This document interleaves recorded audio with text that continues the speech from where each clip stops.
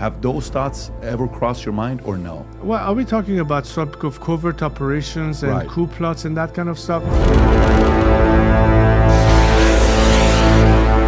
The discourse in Iran is no longer reform. The discourse in Iran is now revolution to change the regime. I don't know if you saw the story or not. Literally just came out from New York Post.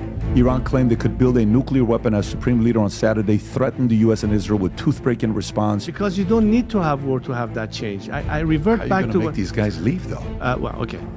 When it says death to America and death to Israel, it's not just a slogan. They actually mean it. These guys been in office for 46 years, and they're still in there. Does that make them better at keeping control than your father and your grandfather?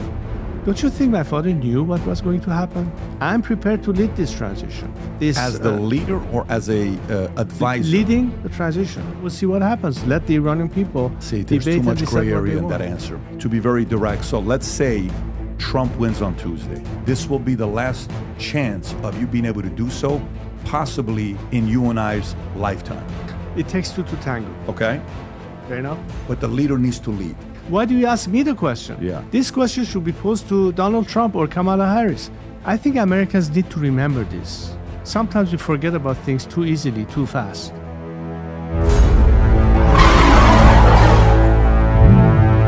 Before you watch this interview, I want to give you a little bit of perspective of this interview versus the first one that we had. The tension in this one was much higher.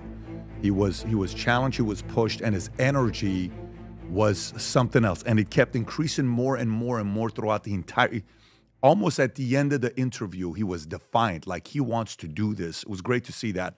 We talked about, he reacted to a Trump clip of what Trump's level of commitment would be if he becomes president towards helping Iran. And it was almost as if he was making a case to the Trump administration and to the Iranian people. I asked him, I said, why is it that the voter turnout from the Iranian people in Iran has been the lowest for the last couple of decades?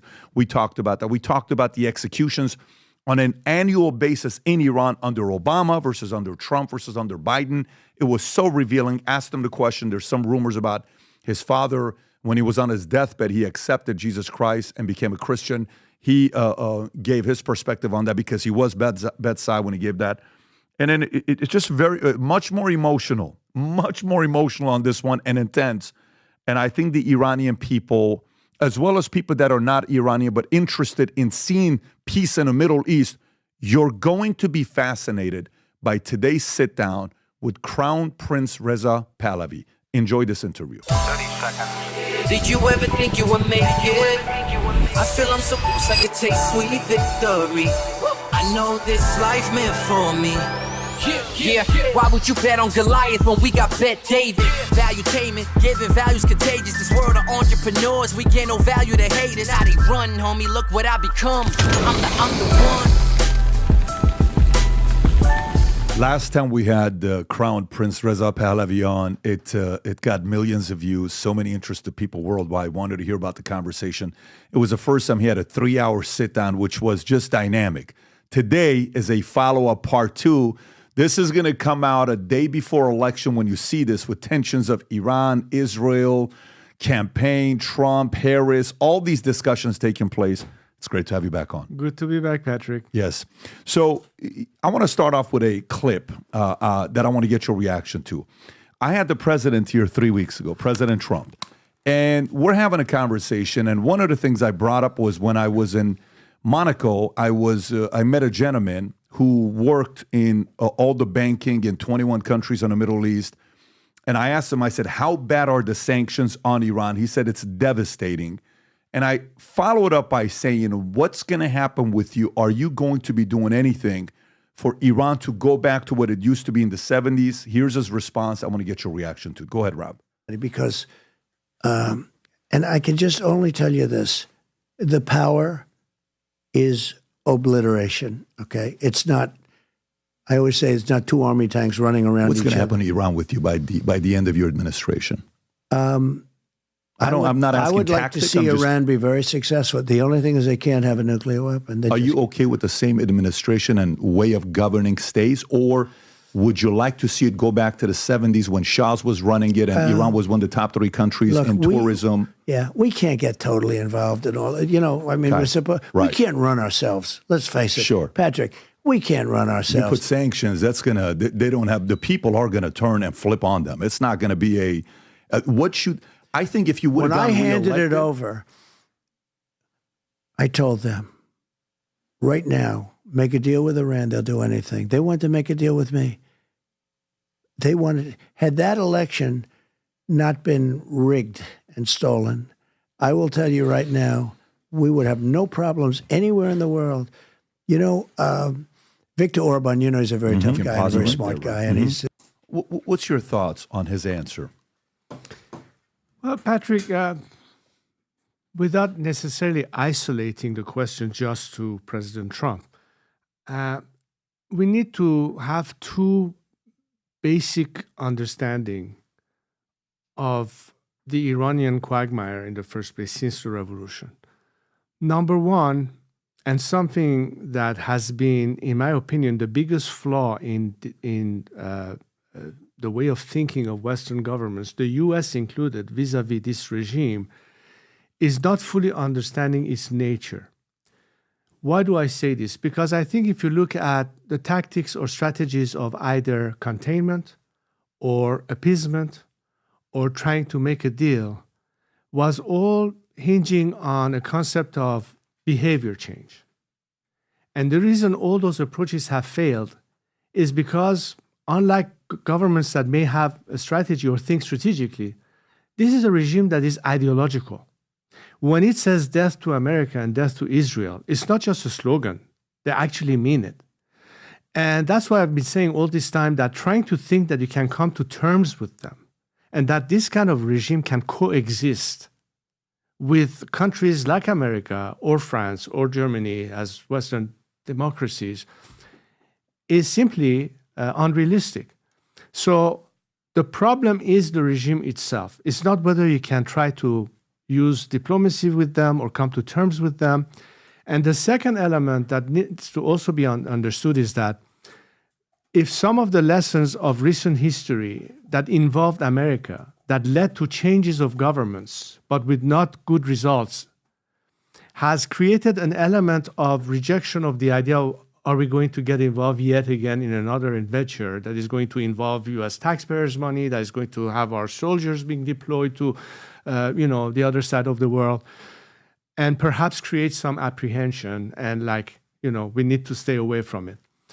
The reason I use this as a basic guideline is to say that, look, if we understand that so long as the regime in Iran continues to exist, not only the nuclear threat, but many other ways that the regime depends for its existence by creating and fomenting instability and intervening in other countries' affairs, is not going to disappear because it's its nature. No matter what you think, that is not going to change. Number two is that the change that we as Iranians are calling for and are hoping that governments like the US government would understand and have our back for a change does not involve the kind of elements that some people may assume will have to happen. Oh my God, we saw what happened in Afghanistan. Oh my God, we saw what happened in Iraq. Are we going to have yet again that kind of a scenario? In fact, in the case of Iran, it's none of the above. It's going to be totally different as a means of change. But we have to first understand that change of regime in Iran is a prerequisite to a better future that is in everyone's interest. And of course, I can elaborate on that. So I get what you're saying, but President Trump, his answer, his impression is a different impression. The impression I got from it is, he says, I'm always fluid. It's a fluid mind. Last time we used sanctions, we may use something else. Maybe I'll ask you this question. When he was president, this is the chart I showed the president. Economic growth in Iran. He comes in 2016. They're doing great. That's when the nuclear deal was implemented, sanctions lifted. Obama's ending of it, boom. Then Trump comes in. Sanctions are reinstated from Trump. Look at 2018, 2019, right? Iran is in shambles at that time. You're in communication with everybody around the world that's interested in wanting to see Iran be a democracy, a monarchy, whatever, maybe that many of us can go back and visit the country that we were born in and we lived in. I lived there almost 11 years. How close was it from your experience since you left in after your father, when he was in exile, how would you compare the level of tension in Iran and how close it got to a fall in changing regime if Trump would have been reelected, if those sanctions would have stayed? How close was it? Well, that's a very good question. And again, I need to be expanding on this discussion because it has several components. It's not just one element, but several elements together. Clearly, what we saw under President Trump's administration was something that proved to be effective, and that was maximum pressure on the regime. We saw as a consequence how it affected the regime's or curtailed its means to be able to basically fuel its war machine or finance its proxies or do other things. Unlike his administration, the current administration did just the opposite. It did not implement the old sanctions, which meant that the regime had accessed more than $100 billion, perhaps almost close to $200 billion worth of oil revenue by selling it to the Chinese. Money that was used and spent on not the people of Iran, mind you, but that appeasement approach and that paying even ransom to get hostages back, all of that made the regime more virulent to the point that we shouldn't be surprised that October 7th is an example of what's the consequence of that approach. But is pressure alone sufficient in terms of a foreign policy? And again, I tie this to whether it's based on understanding now ultimately the regime has to go, as opposed to we're putting pressure just to force them back to the negotiation table and expecting behavior change in them.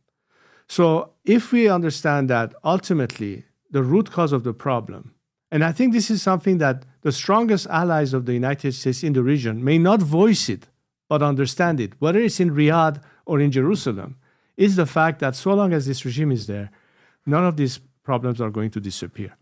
So let's say that this time the element of change are the Iranian people. And by the way, since we spoke last time, there has been definitely a shift of optic within Iran itself. The discourse in Iran is no longer reform. The discourse in Iran is now revolution to change the regime.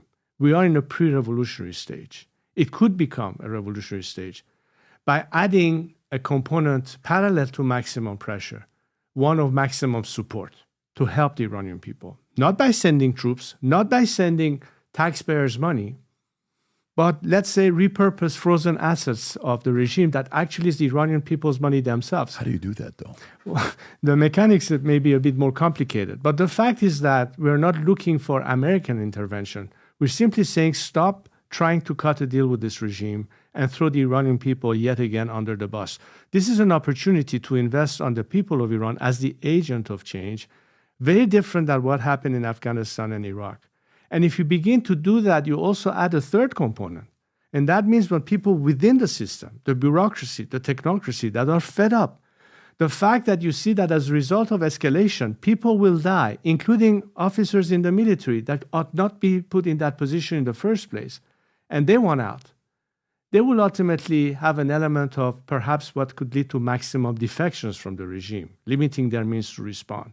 If you consider all of these components, the ingredients for change exist. It's just a matter of deciding to shift your policy from one that continues to be in the maintenance of the status quo of trying to yet again say, okay, if as long as they're not posing a nuclear threat, we can live with them. You can't live with them as it is because they won't let go of their antagonism against the West and particularly the US as a target. Example, the funding and financial support that the regime is spending on in American universities, fomenting anti-Israeli and anti-American thinking, even intervening in the elections process here, or having, as we speak right now, their so-called IT ministers helping the Venezuelans and the Cubans with the same means of internet filtering and what have you, as they have used against the Iranian people at home. They won't let go of any of this. So don't assume and be naive into thinking if we can eliminate one of the immediate threats, the rest is going to come into the fold. That's not going to change. They will continue to do that. Okay, so going back, I want to isolate one question.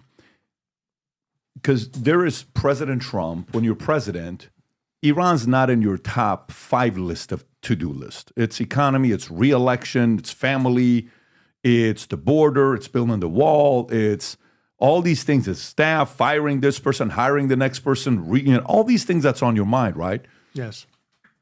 But to someone like you, Iran's in your top 3 that you think about. When you wake up in the morning, you probably want to find the first stories that has to do with Iran. Why? Your last name, who you are, what you've done, that's your interest, right? If I'm the Yankees general manager, when I wake up, what's the first thing I want to see? MLB, Yankees, trade, all this stuff, right?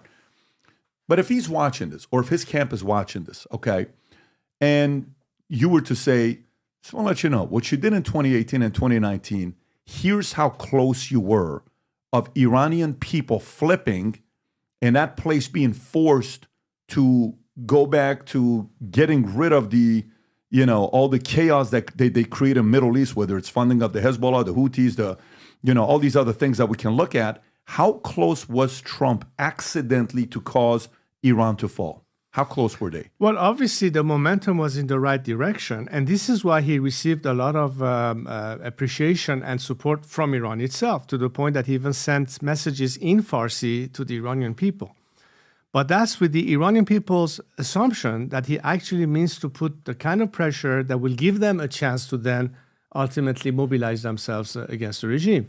The very same people who appreciated that approach and toughness by his side, if they think that he's here to throw them under the bus and cut a deal with the regime, will be the first one to react negatively to it. Now, I'm not saying this only from the point of view of... Is this the one you're talking about, the tweet in Farsi? Among others. Okay. I'm not saying this only because I'm Iranian and I care about the Iranian people. I think... You mind if I read this to the viewers? Yeah, of course, please. This is in January 11, 2020. To the brave and suffering people in Iran, I've stood with you since the beginning of my presidency, and my government will continue to stand with you. We are following your objections closely. Your courage is inspiring. That's his message, and he tweeted that at Real Donald Trump in Farsi. So the question is therefore is, which one is it then? Are we going to fall back to an isolationist mode all of a sudden? Or are we seeing the results and the feedback on public opinion? Because, look, I think one of the issues that comes across the desk of analysts or specialists or people who want to have a better understanding of whatever country we talk about, it could be North Korea, it could be China, it could be Iran, it could be whatever. Isn't it about understanding the actual thinking of the people in that country? Let me go way back. Just to give you an example, do you remember, of course, immediately after 9/11, what was the mood on the streets of countries in the Middle East following September 11th? What was it? Do you remember Al Jazeera television and showing people rejoicing on the streets of many of these so-called allies of the United States? Celebrating the September 11th. That there was an attack on the U.S. and America, got caught off guard, and it was an embarrassing moment for U.S. and they're celebrating that embarrassing moment. And do we remember also that the only country where people went on the streets the same evening after the attack, holding candlelight vigils in sympathy to the victims of the September 11th attack, were the people of Iran. Iran was the only country which its regime has the most hostility towards America, but the people have the most sympathy for America. I think Americans need to remember this. Sometimes we forget about things too easily, too fast. So that tells you that when you are talking about trying to come to terms or deal with a regime that is inherently antagonistic to America and all of its values, as opposed to a nation that aspires to the very same values and principles of liberty, of human rights, of separation of church from state as a prerequisite to democracy and freedom of religions. We think, like you, we want to have the same values that are incorporated in American law, the law of the land, the American Constitution. Even if you look at the way Thomas Jefferson was inspired by Cyrus the Great, who was the first one to bring about the very principles of human rights by liberating Jewish slaves in Babylon and helping them rebuild their temple in Jerusalem. And as the descendant of Cyrus, we Iranians take pride in that. What the world of a difference it will be if you have the people of Iran freed from this regime and be truly represented. And you yourself, Patrick, you know what success Iranian emigres and or people who were basically now part and parcels of America as Iranian Americans, how successful they're being as entrepreneurs, as business people, as leading in all. And imagine the potential to have all these resources and their counterparts in Iran bring about the change we want, bring about an element where you have a different Iran that is at peace with Israel, with Saudi Arabia, and regionally. We provide that element of stability that doesn't require America to have to deploy its troops or its fleet in the region to maintain stability. That's the whole difference. And now, as an American taxpayer, now as an American who say, we have no business getting involved everywhere else, what you're doing is, in fact, helping yourselves but not having to do it in the place of others. But if you lag in that, not only you will be dragged into it no matter what later on, but it'll be worse than what we have right now. And the best way to avoid and eliminate all of these problems is to make the situation change. I got a follow-up for you. So I want to show this clip because I had never even seen this clip that you were talking about until we just pulled it up right now. So there's an article out there that says Iranians who gathered for a soccer match in Tehran 2 days after the 9/11 attacks observed a moment of silence in Iran.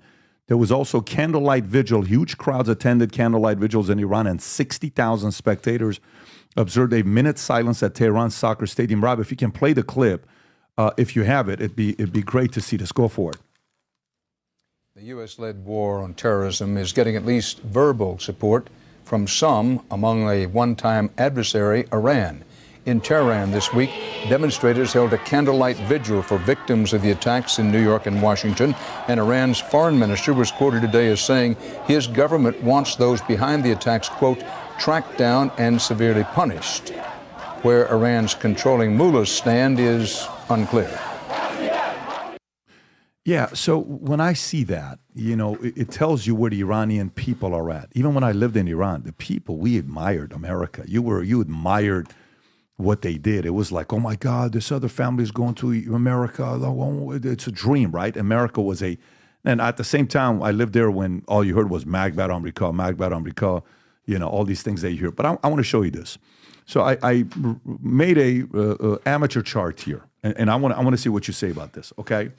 So Trump, do you think Trump sanctions brought you halfway through of pressure in Iran where something has to happen, okay? Because I think he brought it all the way there, right, to the 50% mark. What do you think is the rest of the 50%? Because I don't think he's going to be the guy. You heard what he said about Liz Cheney yesterday. Oh, they're a war hawk. All they want to do is go to war. I don't want any war. He got endorsements from Muslims in Michigan standing up and saying the reason why we're voting for this guy is because he's going to stop all the war in the Middle East. So that's his reputation from his first term. There is no war. If that's 50%, is that it, Rob? Yes. On what they're saying, this is you should play this clip. Muslims supporting Trump. Go ahead, Rob. Good afternoon, Michiganders. As the president said, we just had a positive meeting with President Trump. We as Muslims stand with President Trump because he promises peace. He promises peace, not war. So we can pause it right there, right? So Muslims being behind him because he's going to stop war, which means Trump's probably not going to be, you don't know, but we go based on first administration, he's not going to be sending troops to Iran to help him topple or regime, all that stuff falling. If he's saying, guys, this is how much I'm going to do for you, the rest is on you, what do you think the rest is? Well, again, it's a perfect question. And also, I would like to take this opportunity and to say that in our optic, at least from my viewpoint, and I think many of my compatriots share this analysis, we're not asking for America to intervene militarily in the first place. If nobody wants war. And war is not going to be the solution either, because you don't need to have war to have that change. I revert back to... How are you going to make these guys leave, though? Well, this is a regime that is extremely repressive. Meaning that the Iranian people need to have an element of having, a fairer chance to succeed. This is not going to happen without having what I was suggesting earlier, that parallel to maximum pressure, have also a campaign of maximum support. you're right in your chart of saying that he came halfway. And in fact, if we look at all the charts that we have seen, if you look at the way the regime was curtailed, the fact that the level of executions in Iran was half of what it was between the Obama administration and the Biden administration, was in fact as a result of the regime backing off because they were facing something, pressure. You know, the old adage of peace through strength. But let's define what strength means. Strength doesn't mean that you divest completely without having something to replace it with. Strength doesn't mean that you always have to have boots on the ground to enforce your interests militarily. Strength means that you find the right allies, work with them, but you need to nurture that. You need to be able to give them the footing they need to be able to succeed. What can bring change in Iran? Let's analyze that for a second. And how can it tie into what I think would be part of the foreign policy of, let's say, the American government? I still believe in the principles of civil disobedience as the method for change, nonviolent civil disobedience. And most of the Iranian people so far has abided by that. But they need more help. They need more help in terms of making sure that they're not cut off from the world. So internet access is one thing. Then we need to be able to help Iranian families, particularly that of political prisoners and blue-collar workers, because I think the quickest way to paralyze the system from within are ultimately labor strikes. And we need to be able to support that.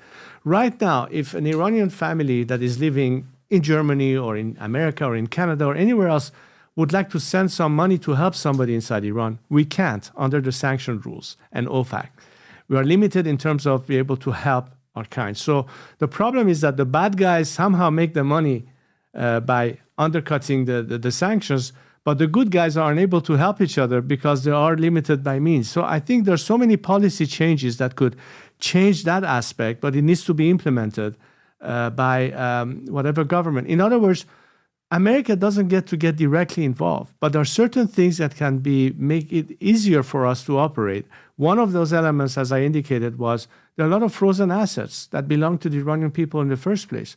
And this can be a means to fund and finance many elements that will be helping the people inside Iran. The money's not going to them. Even the frozen assets you release, you have to go through the current regime that is going to spend it. When you hear stories that Khamenei's family is worth $95 billion, is that accurate? Do you believe that? I don't know, but I wouldn't be surprised, because definitely the symbiosis of the mafia, that is the IRGC, working with the regime, helping each other, has really enriched them while the people are starving on the streets.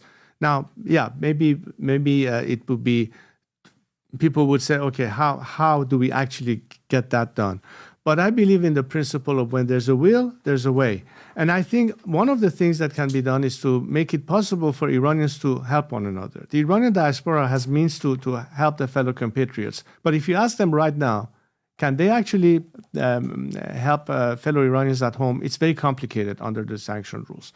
So I think there has to be some modification. So one thing that President Trump did, and again, part of your chart, he put the IRGC on the list of terrorist organization. The Europeans have yet to do that, but that was a courageous first step of indicating we know where we can hit the regime when it hurts. You can even expand on those sanctions for purposes of imposing even more pressure on the regime. But that won't be sufficient for the change we are seeking. What we are seeking is to have also a campaign of maximum support. Now, very short of what some people may assume, are we going to yet again be forced to engage or intervene militarily? So let's say we all understand that America doesn't want to go to war.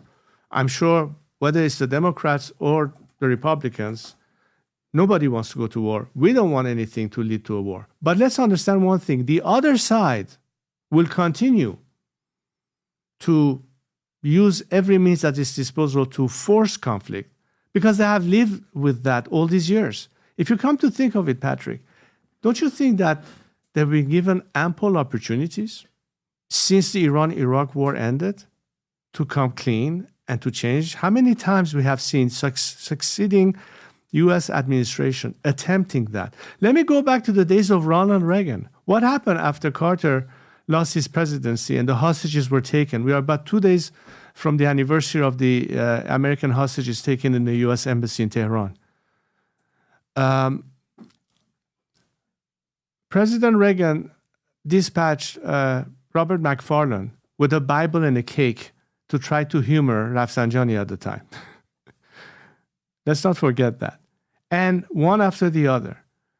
Bush father came and said, the world is less threatened right now, or something to that effect. And of course, that resulted with, okay, now that we don't have to worry about the Middle East, let's elect Bill Clinton. And Bill Clinton came in, and then he had to face the situation in Bosnia and what have you. And then we came to later on, 9/11 happens. George W. Bush decides to take down Saddam Hussein, which actually was net lose for America, win for the Islamic Republic as a result. Then we came to the Obama era. We tried JCPOA. We saw what happened, that even after that, the regime started taking hostages and even more hostages. Then we arrive at the Trump administration. We saw some effect of his pressure and the regime backed off. Then came the Biden administration with all this appeasement and releasing money to the regime, and we have October 7th. So where are we today? At the eve of the US elections in 2024, with Iran doing what it's doing right now, the nuclear threat still be there, the Israelis having to do what they have to do, the Saudis starting to sweat as to, okay, where is America so undecisive, and what do we need to do in the meantime with the Chinese and the Iranians and what have you. All of this is at play and at stake. And then going back to the original question that you asked, why should America care about Iran, or why should we even get involved, or is any time that we pull away from the region? The fact is that you create a vacuum. And ultimately, the biggest foe that America may have, which is, come to think of it, perhaps China, is going to take advantage of the situation and fill that vacuum with the help of the Iranian regime and have total dominance regionally, economically, and others. Is that net what America would like to face as a result? These are the kind of questions that the advisors to both candidates need to think about, irrespective of the divide between the Republicans and Democrats in this country. I agree. I just don't know, because when I look at this, your father served roughly 38 years, right, from 41 to 79. Your grandfather served from 25 to 41, roughly 16 years, right? These guys been in office for 46 years, and they're still in there. So what does that make them better at keeping control than your father and your grandfather? Because when you look at a couple reports, you're talking about executions. Look at this here, Rob. So 2008, Obama gets in, okay? 350 annual executions in Iran. What happens? Goes up to 402, 546, 676, 586, 87, 753. Obama's last year, he had the highest level of executions in Iran. Last year, Trump comes in, drops immediately 50%. 530, 517, 273, 280, 267. Boom. Biden comes back in. 333, 582, 834, just skyrocketing to the top. And we just have 2023 numbers. And Rob, if you can pull up some of the reports that we have on what just happened with executions, not this one. Matter of fact, let me just, let's stay on this and I'll go to the next one. Show the other chart, Rob, that shows who was the most favorable by the Iranian people. I'll give you the thumbs up on the chart that we have so you can just go to it. It's a chart that shows how favorable was the Shah, how favorable was your father, how favorable was Mossadegh, how favorable was Khomeini, and then Khamenei. And when you look at this, here's what you'll notice. The blue is very favorable. The navy blue is somewhat favorable. Gray is somewhat unfavorable. Red is very unfavorable. Green, no opinion. Look at the left. That's your grandfather, I believe. Yes, he's your grandfather. 1870, 1944. 41.4% very favorable. 17.7% very unfavorable. Let's just focus on those two numbers. Your father, 32.8% very favorable. 18.4%, unfavorable, very unfavorable. Go to Mossadegh. A lot of people say, Mossadegh was the guy. He was the modern-day Bernie Sanders. 16.4% very favorable. 12.7% unfavorable, right? Then you go to Khomeini, 1902 till 89. I lived 10 years in Iran under Khomeini. 20% favorable. Look at the unfavorability rate. You got 58.6% of Iranians unfavorable. Khamenei today, 20.4% exact as Khomeini. Favorable, that's 1 out of 5. 62% of people, that's 3 out of 5, are unfavorable. Even though that's been the case since 79, they've been able to keep reign for 46 years.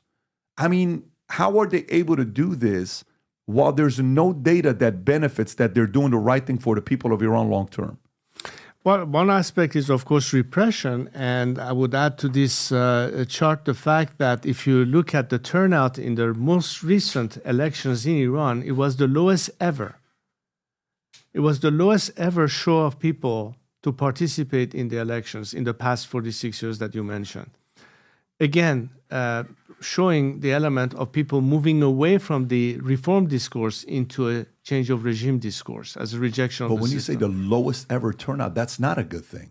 No, I mean, they didn't participate in the regime's elections. So this is the one you're talking about, right? I'm talking about the fact that the regime itself admits that Iranians are not supportive of the regime. No, but Iran's presidential election voter turnout, right? 39.2%, 2024. Right. The second closest, 48, 2021. The way I view this, and please push back, I view this as they've given up. No, that means that they don't validate the regime or basically, the regime always tried to tell the world, look, we are popular, people are participating in our elections, which was, of course, a fallacy and a farce to begin with. But they always use that as a pretext to claim legitimacy. Yeah, people on purpose don't participate by saying, we boycott the elections. No, the way I see it is the following. You know how American polls will say, Hillary Clinton's it's the favorite. I mean, it's just such a massive landslide victory, Hillary Clinton over Trump, and then Trump wins polls, right? And right now, with all these conversations that are going on, it's like, it's going to be done. It's over with. And it's like, no, you guys got to go vote. We need voter turnout, voter turnout, voter turnout. Sometimes people stop voting when they think their vote no longer matters because it's not going to happen anything. The way I read this is the Iranian people feel defeated, that their voice doesn't matter. You read this differently than I do? Yes, and I'll tell you why. Because, look, if we assume that when in countries that hold free and fair elections and candidates are not pre-vetted or pre-approved or eliminated by some kind of a filter mechanism imposed by a regime, then of course people have all the incentive to make the difference by voting their conscience. But when people know that it doesn't matter what they say, the regime is going to manufacture an outcome. We saw that at the Green Movement, what happened with Ahmadinejad and Mousavi. This is 2009. Okay, look roughly. At that. No, stay on that, Rob. Go back. You see, that's the highest. That's 84.83% voter turnout. Because they were still in the mindset of reform, despite the fact that they knew that their candidates are filters. But the way I view that is the fact that I see 84.83 as hope, that they had hope that something could happen. 39.92 now split in half. I look at it as Iranian people have no hope right now. Look, you're right, because if you go back to even before the Green Movement, if you go back to the days of Khatami, 21 million people in Iran voted for him. What year was that? This is 2019... 97? What year was roughly, yeah. Okay, so look at 97, almost 80%. Well, why? Because there was a generation saying he's the first guy to talk about reform, talk about promises of liberalization and all that. They had a lot of hopes, and guess what happened? The regime started going after the students, threw them for their dormitory rooms to their death, and Khatami at the time said, don't forget one thing, I'm here to protect the regime. That was the first sign of being rejected. Fast forward to 2009. Again, the Iranian people were standing there. They were chanting slogans in English, not to practice their linguistic skills, but to send a message. Obama, Obama, ya ba una, ya ba ma, which means Obama, either you're with them or with us. Right. Again, another letdown. But I'm studying this data. When you look at a leader, a voice, somebody that's able to rally and get people to go out there and want to do the work, they don't have somebody right now. And I tell you, because the mindset there, and again, despite the fact that people knew that, they used to use the terminology انتخاب بین بد و بدتر, the choice between bad worse and worse. even worse. Yeah. Okay, Right. That's not really a choice. Right. But if you're forced into it, you have to. But what shows in the latest statistics, I don't read the way you read it as a deflation or loss of hope. I mean it as a sign of rejection, that the regime can no longer claim legitimacy by saying, look at the rate of participation Iranians have in the election. Yeah, but that's our read. We may agree to disagree. Oh, that's totally fine. But that's our read on it. Right. Why? Because they are tired of this game. People said, you know what? This regime is not going to reform itself. And the reason I have to insist on this point, Patrick, is because it's the key element for world leaders and foreign governments to understand the change of dynamics and paradigm within Iran itself. Because all this time, let's not forget one thing, whether it was the Europeans or even some people here in the United States, looking at Iran was always the issue. There are elements that are more moderates, that are more reformist. Maybe we can talk sense with them. And all of that was attempted as part of that behavior change approach, that maybe we can come to terms better with those who are less hawkish or less radical than the so-called moderate elements. But at the end of the day, when you look at the behavior of the regime, irrespective of who was at the helm, the attitude was basically one and the same. So it didn't make any difference what Khamenei will pull out of his bag of tricks and say, this is the next president. Same thing with Raisi and company, all the way to the current guy. Why? Because this is not the people's choice. This is the regime choosing who they would like to bring out of the ballot box, which is a complete mockery of any elective process, which is why it's important for the votes to be counted in countries that respect the principles of free elections and free and fair elections, America included. Of course, people should participate in free and fair elections, but why should people participate in a system that doesn't even respect votes, that doesn't give people an opportunity to truly choose their own candidates? That means you've given up on hope, though, because to me, like if I think about, I just had Maria Corina Machado, who from Venezuela, right? And her and, is it Edmundo? Can you see what Edmundo's last name is? I want to say correctly. I think it's Gonzalez or it's with a G. Edmundo Gonzalez Urrutia, yes. So I had Maria Corina Machado on, who ran against Maduro in Venezuela. And according to their chart, they ended up winning 67% to Maduro getting 31, right? And while I'm interviewing her, she's sitting there and internet sucks. I can't understand anything she's saying. It was weak, right? And I said, people are no longer interested in Venezuela. You're waiting for Kamala Harris and Biden to help you out. They're not going to help you out.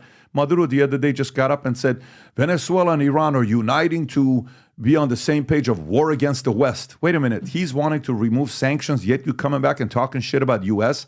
after you asked them to remove sanctions? Like, what are you doing here? I said, you got to get out there. And she says, no, it's working for us. I said, no one's caring about Venezuela right now because there's not a lot of stories about it.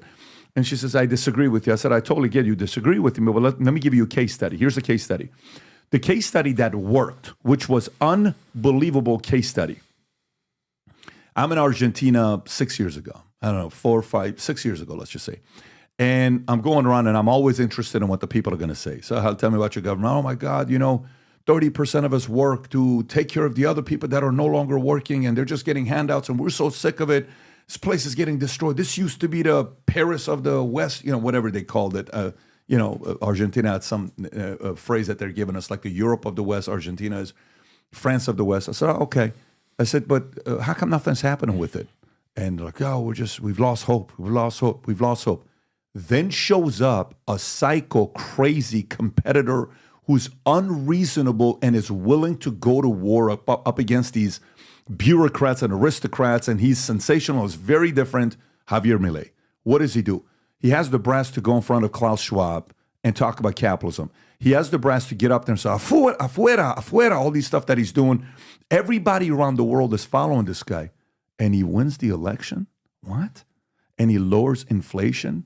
And he's able to get the economy back to a little bit of normal and is able to go up against all these guys. And how did he pull it off? He was able to inject hope into the Argentinian people. When I see something like that with the turnout, it tells me Iranians, and by the way, I'm going to transition into this question, and I got a few other things I still want to go through, but I saw a video you posted, I think 2 weeks ago, where it went viral. And if you remember the video that I'm sure you know which one I'm talking about. You're speaking in Farsi, so I can't show it. I'm sure most of the people watching this, a lot of them will be running. We subtitled it in Hebrew and in Arabic. I know you did. I know you did. But the last time you and I spoke, I pressed you a little bit at the end about, hey, nobody understands what it is to be the son of your father, this grandson of your Reza Khan, and all these other things. Do you want the job? Do you want to go back? Do you want to go back to Iran? Do you want to go back to being that? And you gave your story, and then I pushed back again. You gave your version, and then finally you're like, I'm willing to help. I'm willing to be a vessel, but I don't want to move my family back, or I don't want to go back and be that person. Has anything with your position changed since the last time you and I spoke? Look, I've always said that my life is dedicated to the liberation of my country, and I've always considered the finish line be the day that Iranians go to the poll and elect their next future democratic government. But as an you. instrument, as an agent of change who has been called upon, I'm not shying away from this responsibility. There's a tremendous amount of expectations that my fellow compatriots have in the role I can play to help them in that transition. And, I would stick to this line and say, I'm not going to put the carriage before the horse. I think we need to get to the point that then everybody, including yours truly, can say, okay, what's next? But we need to get to that point. And I need to remain focused because I don't want people to be distracted as to a bunch of hypotheticals. You think that way has worked? Pardon? You think that strategy has worked? Well, certainly I get the feedback from Iranians that is positive because they see that I'm not doing this for me. I'm doing it for them. That's a big difference. But again, so you have to realize, I would like to see, you and I have a similar desire. I do as well for different reasons. However, the difference is the following. Do you think, are there people that you believe would make good leaders for everybody to get behind in Iran? Are there people that you know and you see that you can endorse and vouch for and say, if that guy did it, I'd get behind him. If this guy did it, I'd get behind him. If he did it, I'd get behind him. Do you have certain names that you see? I'm certain that Iranians don't lack talent in every aspect of managing and running a country, whether they are entrepreneurs, whether they are specialists or scientists or good managers and what have you. They just need to have an opportunity to show up. Under this regime, they could not. All the talent that we've had either been forced to leave the country because of persecution. They had to live away from their country as exiles. They all migrated and became citizens in other countries. And most of them realized that so long as this regime is there, all of these dreams and hopes for rebuilding our country will be unattainable as long as the regime is in place. But immediately, once this regime is gone, everything changes. All the circumstances are provided for all of us, including myself, to be able to help and rebuild our country. But I don't think we need to start putting, titles and positions to anything. I think that has to be a process, which is why I said, look, rather than jumping the gun, let's focus on what needs to happen. I'm prepared to lead this transition. I have taken this as the leader or as a advisor, leading the transition, meaning and going being back to the leader Iran. in that transition, and going back to Iran. And of course, I can't do it from a distance. I have to be able to be in Iran. The minute the circumstances are right for me to be able to be there safely, of course I will do that, help with that transition, and then we'll see what happens. Let the Iranian people see. There's debate too much and gray decide what area they in want. that answer. But I don't know what part of it is unclear. No, but it's very gray, and I'll give you an idea what I mean by it's very gray. Okay. And again, it's don't take this personally in any way. It's just my interests are the same as yours. I want to see that place be peaceful. The world, I will feel more peaceful if that chaotic regime doesn't exist, where they look at us as the enemy and the Western, ideology as enemy. And I think the tourism back to the Middle East will increase in ways we've never seen before if that regime is no longer there. And, in business, I know guys that every year they make $10 million, they take 100% of profits off the table, right? And I know guys that they'll make $10 million, they put 100% of $10 million back into the business. And next year they make $20 million, they put 100% money back. And then 10 years later, they make $370 million. Then they're like, okay, now there's something that we can do. The current regime in Iran doesn't reinvest the resources in Iran like the way your father did. Your father put money back into Iran, and these guys are taking money off the table for themselves. That's why Khamenei's got a $95 billion net worth, that whole family, and most people are not aware of it. No, I think, if we go back to case studies of what's worked, Bukele was like this. Boom. I'm the guy. I'm here. I want to do the job. Let's roll. Milei, boom. I'm the guy. Screw these guys. We're going after them. Here's what we're going to do. Here's why. I need your support. And he called out everybody. Trump, I'm the guy. Boom. Here's what's going on with America. The swamp is this. Boom, boom, boom. Everybody got behind him. I'm the guy. So a part of voter turnout being that low means there is nobody that's going like this. There's a bunch of gray area, and no one wants to follow somebody. I've been in leadership and business for a long time. Every time I see a company go like this, there's nobody that's casting a real vision that's clear. The concept of casting a vision, Crown Prince, has to be, in my opinion, I can be wrong and I'm very comfortable being wrong. The idea of casting a vision has to be boom. It can't be boom, boom, boom, boom, boom. It's got to be boom. Easy to understand, easy to replicate, easy to share with somebody else, easy to say, I'm with this guy. Why? Because of this. And it paints the picture of the enemy clearly, and people realize who the enemy is. On the Iranian side right now, I don't see that. I don't see somebody that's doing this. And I think, frankly, to be very direct, so let's say Trump wins on Tuesday. Let's say he does. Let's assume he does win on Tuesday. And if he doesn't, that's going to get worse the next 4 years, by the way. These executions and all this stuff is just going to get worse. Chaos in the middle is going to get worse and worse because Kamala is way more progressive than Biden is. Biden was a moderate trying to win the progressive vote. Kamala is a progressive trying to make herself seem like moderate, and she's not a moderate. She's never been a moderate, right? So, but if Trump does win, the strategy on Iran needs to be clear now, because you're not going to get possibly another chance for 10, 15, 20, 30 years. How many candidates are going to come that are going to be like this? Trump's like this. Most of them are very diplomatic. So if you don't have another 20 years to do this, that means there's 46 years that Khomeini, all these guys have had it under control. It's going to go for 66 years. I think the Iranian people deserve better to get something right now to say, no, this is our time. We must seize. Let's go. And urgency. Let's go. Let's go. Let's go. Here's why. I don't feel that today. You may say it in a different ways. I just don't. I think the current strategy is still a little bit of gray instead of black and white. Let's roll. Come behind me. We're going to make this happen. Okay, so if you allow me to respond. First of all, I define this campaign as a two-stage campaign. And I have a 5-point plan of how to go about it, not only in phase one, which is now, until the regime is no longer there, and then what happens right after the regime during a transition to ultimately a secular democratic system. And I think part of the reason most of my compatriots support me in this effort is because, in fact, they understand my approach. They understand the components of this strategy. I have explained it, and there's much more explaining to do and messaging, of course. But it incorporates a vision of how to approach this issue, what is needed for us to get there. What do we need to bring maximum support and pressure on the current regime and support for the people? How can we have the Iranian diaspora be effective in influencing foreign governments in coming behind this and help us succeed back home?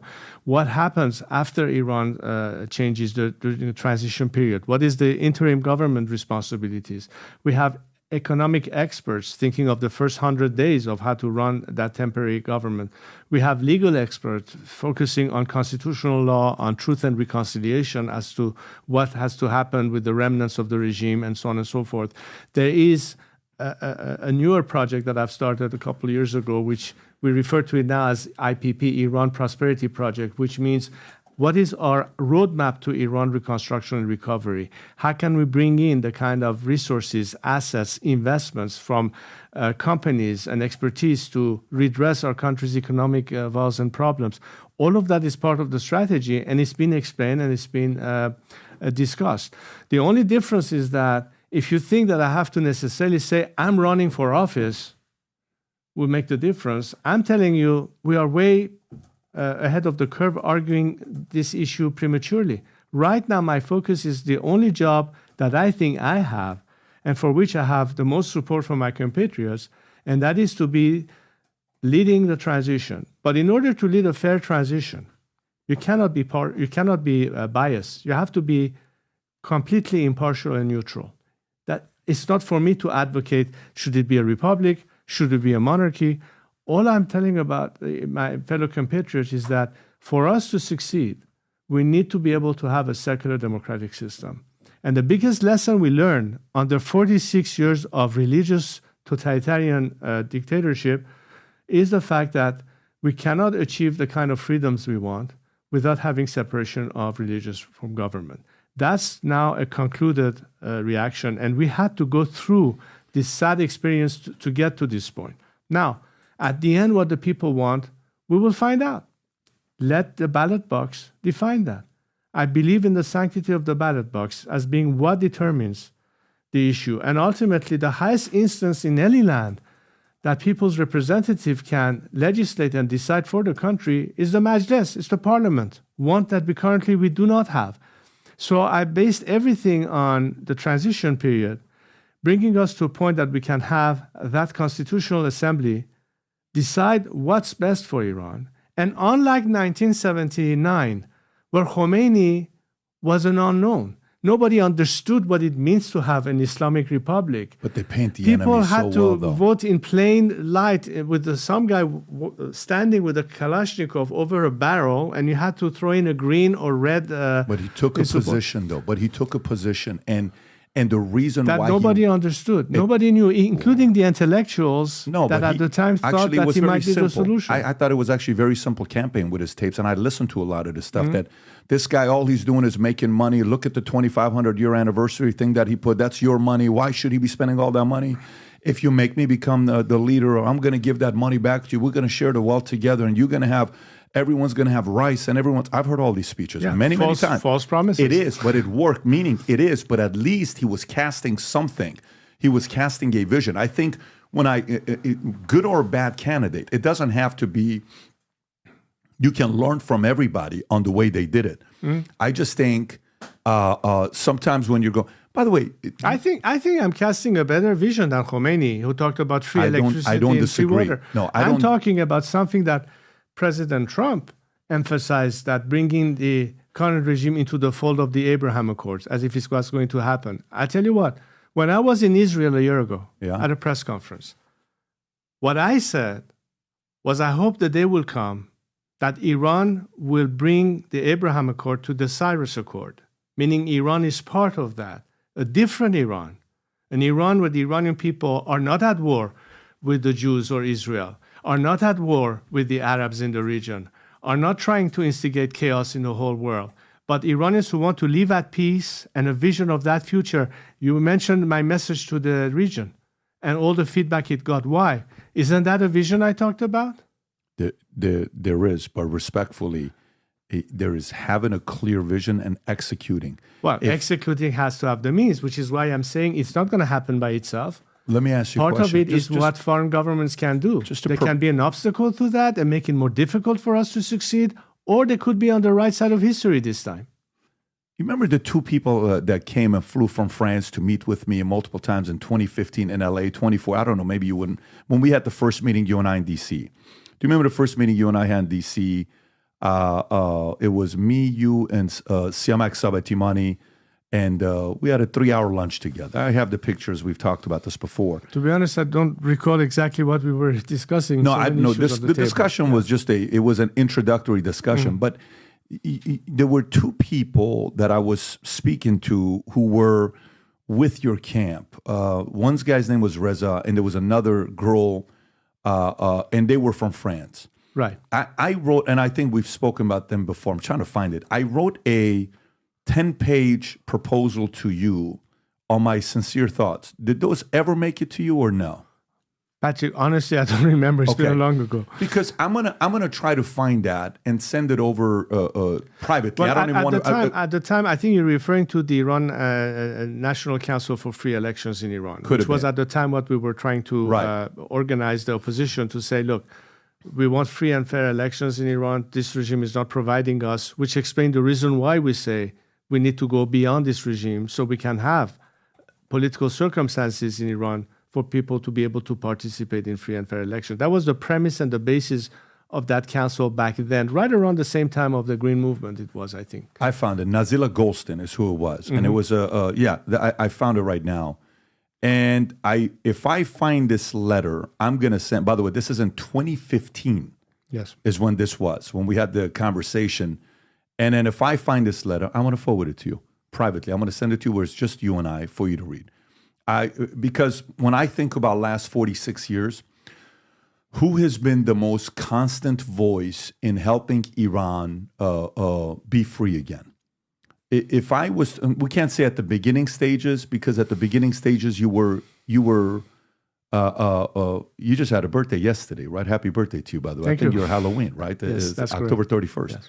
Yes. 2 days ago, you had a birthday. And when I think about, so you're, I think you're 64, if I'm not mistaken. So when 79, 25, you were 19 at the time. So, and you left a little bit earlier, right? Because you Yes. were doing the fighting. And we talked about this last time. Right. But if we were to say during that 45 years since 79, the number one draft pick, and I'm using an example of sports, the number one draft pick of somebody that can bring freedom back to Iran has been you. If it's been you, I don't know what other names have been up there, but you've always been the top three during that entire time till today.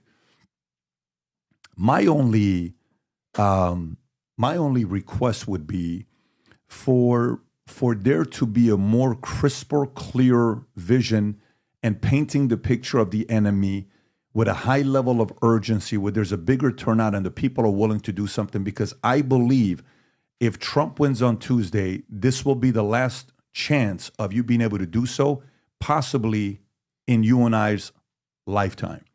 Maybe we're going to get one more chance in the next 20 years. But if the other side comes in and they're able to do what they're doing, you're not going to find another Trump type of a candidate for at least 20 to 30 years. That kind of a candidate, where Iran fears the way they did with Reagan back in 84 when he got elected, and whatever the year was when they're like, they released the prisoners, and he gave credit to Carter. It's the only thing I'm suggesting to you is to have a little bit more urgency of being able to do that. And if you're going to say you're going to be the guy, be clear, be crisp, and paint the enemy in a way that everybody wants to get behind it. That's an unsolicited advice. You have to do nothing with it. Walk out and say, this guy has no clue what he's talking about, but I'm coming from a place of wanting to see this become a reality. Okay, but let's talk Turkey. Please. It takes two to tango. Okay. Fair enough? But the leader needs to lead. Okay, but I can only do as much as I can doing my part together with my fellow compatriots. Okay. The element that has been missing all these years was not the fact that Iranians are not resilient, not the fact that you say they have given up hope. I say if I had given up hope, they wouldn't still be on the streets fighting, getting shot in the eye. 39% voter turnout, worse than 20 years? That doesn't mean that I've given up. The fact they are resilient on the streets, but they are also sending a clear signal to the world: we're not going to validate or legitimize the regime by participating in their mock elections. That's the way you ought to be reading it, because I think that's the correct read, not one that are deflated and given up. If they had given up, they'll be at their home and going about quietly into the night. Cast a clear vision. But that's just to set up the Right. scenery. So what are we saying? What am I saying representing that alternative and ask that the Iranian people have? Right. What is the ask of the Iranian people from the U.S. government? Let's try to analyze that. Number one, they say, we are your natural allies. You keep throwing us under the bus, ignoring us, and trying to cut a deal with our enemies within the status quo. In what other ways can we tell you that while we've been killed here, repressed here, and we are the people that can come to terms with you, you don't even need to persuade us. We want to be with you. We want to rejoin the free world, but you're not helping us in any way.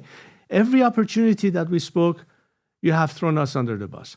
And I think the question is perhaps clearer: should it be President Trump winning the elections in a couple of days as opposed to Kamala Harris, which probably is going to be a continuation of the Biden administration? I have no indication that that has changed drastically in terms of approach.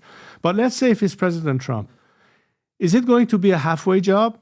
You raise it yourself. Is it going to be, okay, enough pressure, they give up on the nuclear, then we can pack our bags and go back home. We don't want to get involved in any conflict.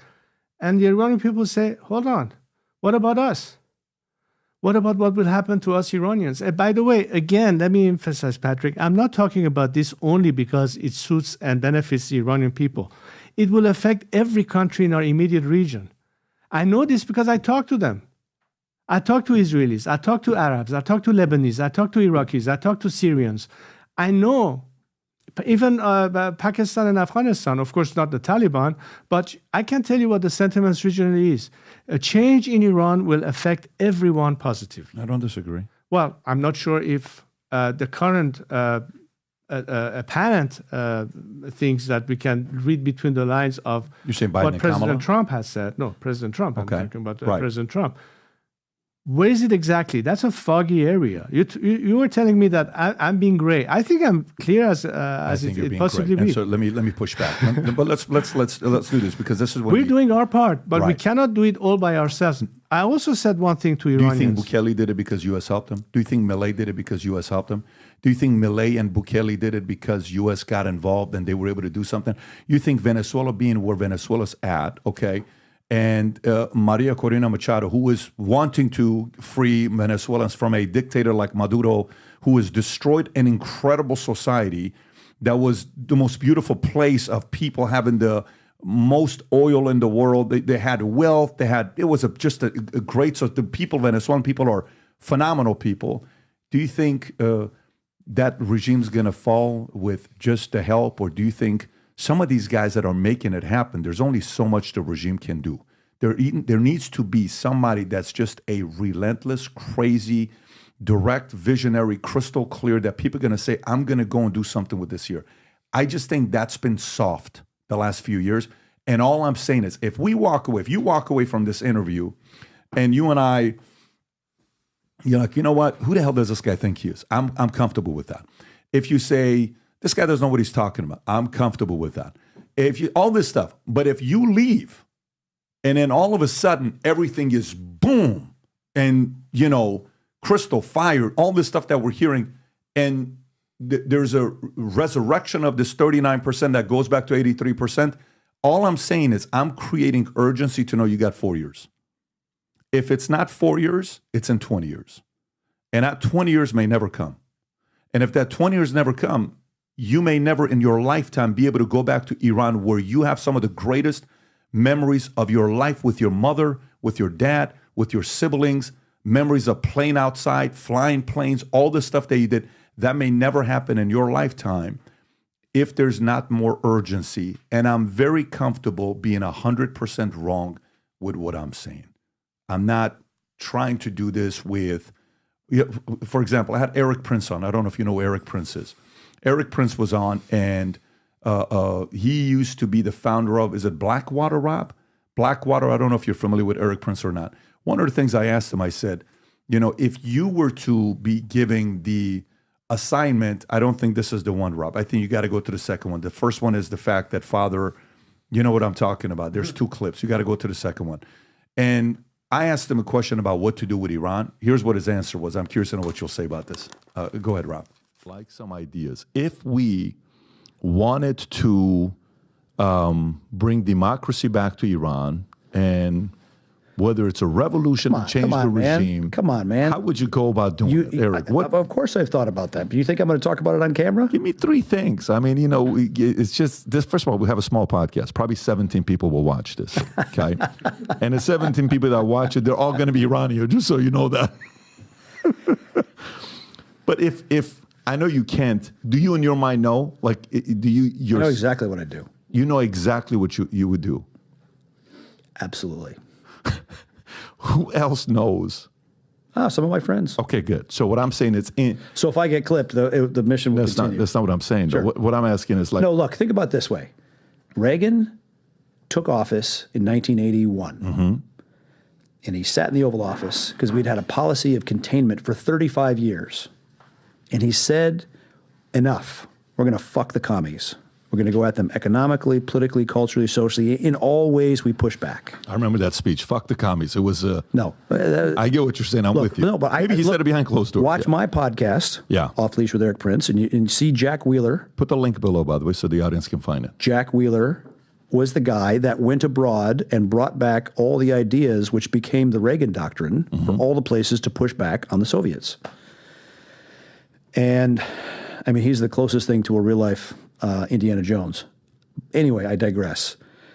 What they did, what the U.S.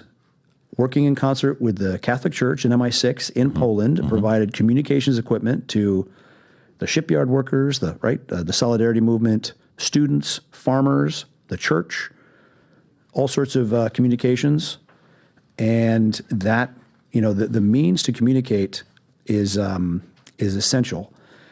There's a fantastic book called The Dictator's Handbook. You can pause it right now. Great It's book. actually a very good book. Dictator's Handbook's a very good book. So the reason why I asked him this question is because U.S. military is probably not going to get involved. They're just not going to get involved. They don't need to get involved. Right. But if they don't need to get involved, and Iranians are sitting there thinking their vote doesn't matter anyways, 39% turnout, you're going to need to find a creative way to get in there to do something outside of the way that it's been, right? How is that strategy going to be just without U.S. military involvement? When I asked him, he's a private military contractor. He's done a lot of work for a lot of different people. I think one of the biggest contract he got was a $600 million contract, Rob, if I'm not mistaken, with the CIA. This guy was one of the most hated guys in America, right? Have you thought about anything like this with PMCs? Look, let me go back to what you were pointing at before. Part of the reason I enjoy so much popularity, respect, and support by Iranians, including the Gen Z, is because I've stayed the course for 44 years.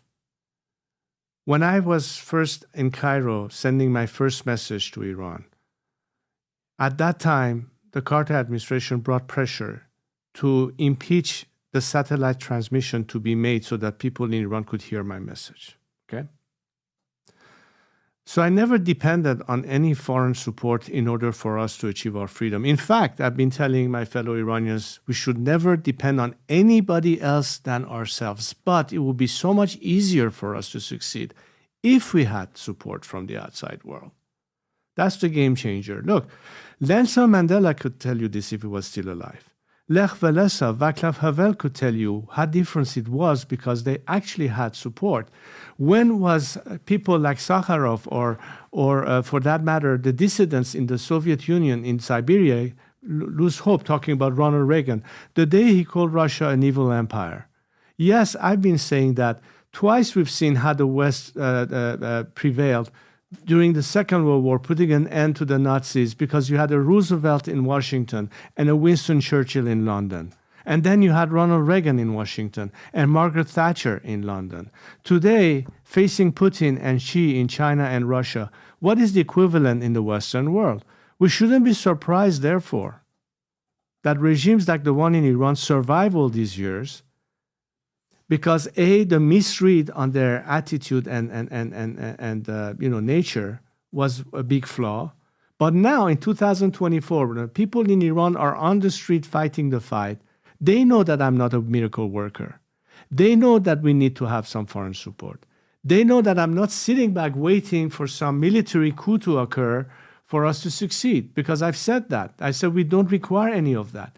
What I did say, however, and continue to say, and this is my message to both candidates that in 2 or 3 days will end up winning the elections in the US, is understand where Iran and Iranians are today. Understand where the Iranian people are and where the regime is. You should focus on the Iranian people for the first time in 45 years, as you put it, as opposed to focus on the regime and what should we do with this regime. Because the regime will never give you the solution to the problem. The Iranian people, on the other hand, will. My entire strategy is based on the Iranian people prevailing over this regime, because they'll be the first one to tell you and I and the rest of the world how similar in thinking and values they are with Americans, with French, with Swedes, people living in free countries. We have absorbed all of that. We are dying to get there. And the only obstacle between us and the free world is this regime. So, what is our ask, therefore, from the would-be next government? And I agree with you that we don't have all the time in the world. So, that's exactly where we have to have a meeting of minds. So far, we've been running on parallel tracks. This is only this much that I and my fellow compatriots could do under the best of circumstances. Is it enough to tip the balance? I don't know. History will tell us, but I can tell you one thing. We can increase dramatically our chances of success. If this time we have government to say, we had enough with this regime, it is time we look at the Iranian people in an alternative. And let's give them a chance to succeed, as opposed to give a regime a chance to change its behavior. If that shift of strategy begins to be marked in terms of American foreign policy, we're finally getting in a direction that could lead to a proper solution. What do you think about what Eric Prince said, private military contractor? But I don't know what he said because I don't understand what was the substance of it. The idea of using a PMC to coincide and, raising enough money to be able to have someone like him go help with the regime. Have those thoughts ever crossed your mind or no? Well, are we talking about sort of covert operations and coup plots and that kind of stuff? I don't think that the change in Iran is occurring through those means. But look, we saw what happened in Iraq and the de-Baathification process. Nothing to replace it with, basically living to some kind of a failed state solution. I don't think that's the problem in Iran. Look, for the most part, and in a scenario of survivability post-regime change, a lot of it depends on, as long as elements that don't have their hands soiled in the blood of the Iranian people, that will have to face justice one day. But imagine how much you can maximize defections by telling those elements that they can survive regime change, that they don't need to stick with this regime to the bitter end, thinking that we are coming back with revenge and want to settle score with the people who repressed us for 44 years. Iranians are tired of war, of conflict, of repression. They want to be able to breathe and free and live normally, but they need to be given an opportunity. We're bringing structure. We're bringing principles of rule of law. We're bringing elements that are the prerequisites to what modern society depend on to survive. That discipline, that understanding, I believe, exists in Iran. Don't think that the Iranian people have been brainwashed. In fact, you mentioned something that was interesting. In your own childhood, that you were raised in a climate that in schools they were teaching you to chant slogans of death to America and this and that. And a lot of the feedback I get from today's Gen Z, young Iranians in their teens or early 20s, they say we were all subject to that. But, the gig is up. We know the truth. We've done our own due diligence. It is, but we understand our history. So the elements for change, the desire for change, and the understanding for change is there. How do you further motivate them? How do you further empower them? Is exactly what I'm talking about. This is not rhetoric. How can you empower people to actually succeed against extremely repressive regimes? So I've been working on it's not going to be coup by some special ops undercover things. I don't think that's the solution. I'll give you a crazy thing here. So I wrote this book, The Academy. Mm-hmm. The story, The Academy, I've been working on for 13 years. It's a story about your father's in it. It's about the Iranian Revolution, a kid who gets recruited to a secret society, and they help develop leaders that go around the world and do big things. And the villain in the book is a Savak member that turns against the Shah, okay? And when I wrote this book, this villain was the former deputy director of Savak. And I've been writing about this guy for many years. Story gets out. And all of a sudden, this gentleman calls me and we start having a conversation together and says, hey, somebody wants to talk to you. No problem. And we get on a Zoom together. And he says, I was the former deputy director of Savak. I said, really? Yeah. Okay. Interesting. I'm like, shit, this is the guy. So I said, you wrote a book apparently that you're talking about Savak. Yeah. I'd like to read it. I send it to him. He reads the book. Comes back, calls me, schedules a time. Him and his wife come to my house and we spent 8-9 hours together. Great conversation. And this is Parviz Sabeti, which I'm sure you know who he is, and I'm sure you've had conversations with him, or maybe you haven't. I don't know if you've had conversations with him or not. So this guy was a former. If you can pull him up, Rob, when you hear some stories, Parviz Sabeti, Rob, there is no videos on him, but if you type in Parviz with a Z, Sabeti, Sabeti, right there, that's him. And if you go to his Wikipedia, some of the stuff that he did as a Savak member to go in, and I'm sure you've seen the documentaries or the stories, and how he was able to get in and get some of the Hezbollahs with women, and get them to do what they. This guy was he had an element of J. Edgar Hoover, but he had an element of understanding how to control some of these guys, and he worked under your father. Probably the relationship didn't end on the best note, but they were there where, hey, these today people and the Khomeini people, we have to take them a little bit more seriously. We can't be this naive to think that this guy's weak and he can't topple you and get rid of you, right? So the entire premise of this is of a couple moments of either missed opportunities, naivete, or arrogance that we all flirt with. All leaders flirt with. No one's free from it. Like, it's not like, oh, you're such a noble, humble guy, you're never going to flirt with these things, right? Do you think it's a bit naive or even a little bit arrogant or maybe overly confident to think that, this approach that we're going with can, the very traditional, logical approach is going to be the one that's going to bring freedom back to Iran, or there needs to be some creative ways to be able to go up against a regime like Khamenei that are capable of doing anything? You have to be able to fight with them. Like if you wrestle with a pig, you sometimes got to get down and dirty with them. Do you think that needs to be the case, or do you think it needs to be the traditional way of doing things? Patrick, one thing that is interesting is that having had the benefit of time for people to, contemplate, do their own diligence and research, it's very interesting that the younger people in Iran today, who, by the way, reproach their parents, what were you thinking of backing up this revolution,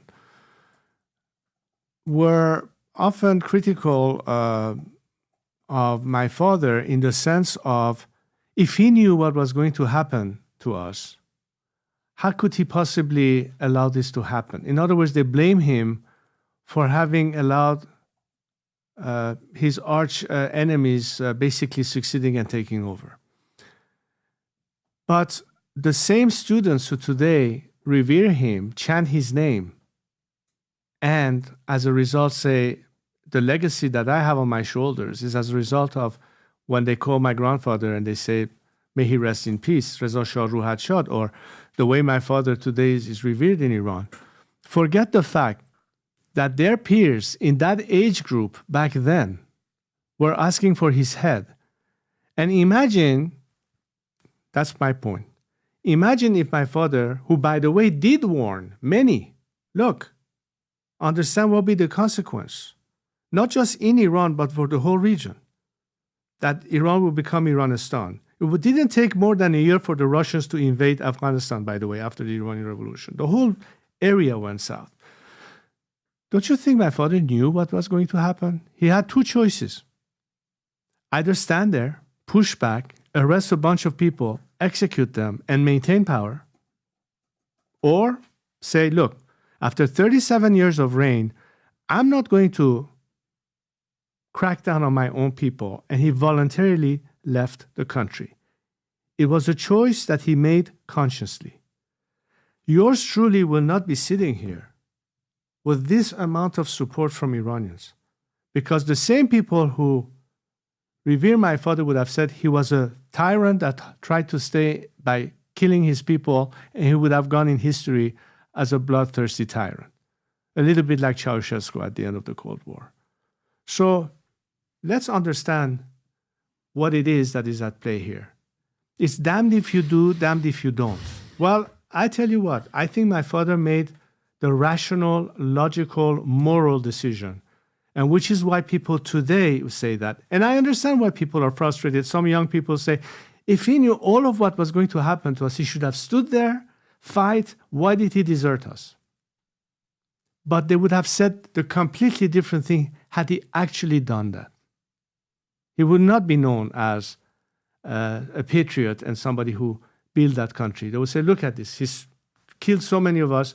And the question is, let's assume he did that for a second. would it really have made the difference? Would it really have changed things? There was euphoria at the time, Patrick. University professors were swearing that they saw Khomeini's face in the moon. You cannot reason with that mentality.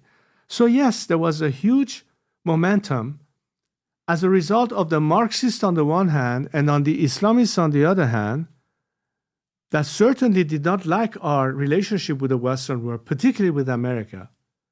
That is the core of this regime ideology. It's anti-Western, anti-Israeli, anti-American thing. As I said, it's not just a slogan. They actually believe that. But today's generation said, we're not them. Today's generation said, whoever among our parents who thought that was the solution, and you pointed earlier that Khomeini had a message or had a clarity of vision, well, today understand what that vision was all about. It had nothing to do about Iran. Oh, but that's irrelevant. It had nothing to do about Iran. I understand that, but it just tells you how effective it was. You have to give it credit for effectiveness. Yeah, we can not fool for some delivery. of the people some of the time, No, but ultimately you cannot fool all of the people all the time. For 46 years, they've had rain. For 46 years, they've had rain of that place with some insane policies. Well, it took the Russians almost 80 years to get rid of communism. Do you want to wait that long? No, I'm not saying we need to wait that long. That's lesson in history. We should not wait that long. But then again, why do you ask me the question? Yeah. This question should be posed to Donald Trump or Kamala Harris. Do you understand the consequences of continuing in a policy that actually that's not their keeps number one. This regime? Well, it's not their number one. But it doesn't need to be their number one. Well, but that doesn't need to be their number one. It needs to be the Iranian people's number one, not his number one. No, I understand. Okay. I understand. But let's say, apart from domestic American politics, sure, economy, this, and that. Fine. Foreign affairs. Foreign affairs. Right. Okay, what's at stake right now? A lot. Okay, let's talk about it a little bit. What do you? Which China? do you want to go with? Sure. Russia. Okay. The conflict with the Ukraine, sure. The Middle East, the escalation, the nuclear threat, terrorism, radicalism, etc. Today, you're talking about American universities fomenting anti-American, anti-Israeli or Jewish rhetoric, financed and trained by the Iranian regime, and so on and so forth. How could this not be an element under consideration of brushing it under the rug and trying to say, you know what, we had enough with dealing with the Middle East and its problems? You cannot just abandon ship in that sense, because if you think you don't want to get involved, they will keep you involved. They will force you to get involved. And again, you have to think about the solution, not being how can we contain them or how can we expect them to change their behavior. But say, let the difference be a different Iran under different circumstances. We need to have a meeting of minds. Otherwise, it doesn't matter what me and Iranians are going to do, as long as the world, and especially at its leadership in the free world, in the Western world, America, that has a big role to play here, depending on what they end up doing or not, could be the game changer. I'm telling you very honestly what I think it is. I don't disagree with you on that point. We don't have time to waste. And I'm not the only one saying that. I bet you many people in the region think exactly the same. And what has led them to be confused is because the hesitancy or lack of will to do anything from this end in Washington. I don't think Trump's going to go as far as he's going to go. I think Trump's going to go as far. I think the way he is as a leader. So I had a conversation with his son, right? Eric, Trump was here, last week or a week and a half ago? Last week. Last week. And when he was here, he said, when he told me he's running for office, he says, Eric, you're going to run the whole business. What are you talking about? I've never ran this before. You have it. You got it, right? But you got this. You're going to be fine, right? And he has to figure out a way how to make it work. His father was a style of, you got to figure out how to make it work.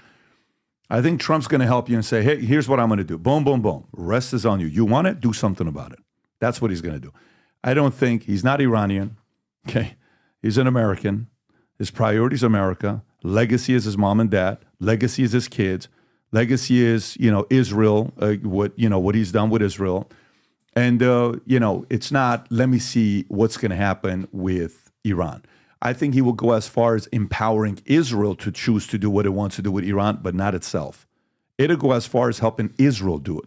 You saw what's going on with one Hezbollah leader gets killed, then the next one, the replacement gets killed, then the next one gets killed, and the new one just got hired. And God knows he's probably got a few days left. His days are numbered, right? So Israel's doing their part against Iran, but Trump's not going to get involved, right? I think there needs to be a painting of the picture that's crystal clear for something to be taking place. By the way, just out of curiosity, and I know I'm going. Does it at all mess? Your father passed away at 61 years old, I believe, right? About. Did it at all mess with you that you're now older than him? Does it do anything to you as a son of your father that he died at 61, you're 64, or no? That thought doesn't cross your mind? Every now and then. Every now and then. It's got to be kind of a little bit strange feeling, right? Well, I mean, a lifetime is a lifetime. There's only as much as you could do in a lifetime, and I hope that I would have the ability to save my country in my lifetime, obviously. So, age does count at some point. You look very healthy, though. I mean, it's just, I wonder, like, in your mind, like... Yeah, look, we are all human, right? It's not unnatural to have this kind of thoughts. But, okay, let's go back to Trump, or what we think that President Trump is willing to do, and where would be his, okay, beyond that is yours. I think that what I'm asking for is something that he would be able to do without going beyond what he likes to do. I know he thinks like a businessman. No businessman wants to have. I mean, war is not good for business. Everybody wants to avoid conflict. We're not asking for conflict. In fact, I think what I'm proposing will help avoid conflict. But if we don't do this part, conflict will become inevitable. And all I'm asking is that, okay, you tried and you succeeded when you implemented in your first term maximum pressure. When you walked out of the JCPOA, which, by the way, was not something that affected the Iranians positively, regardless of what the Obama administration was thinking at the time.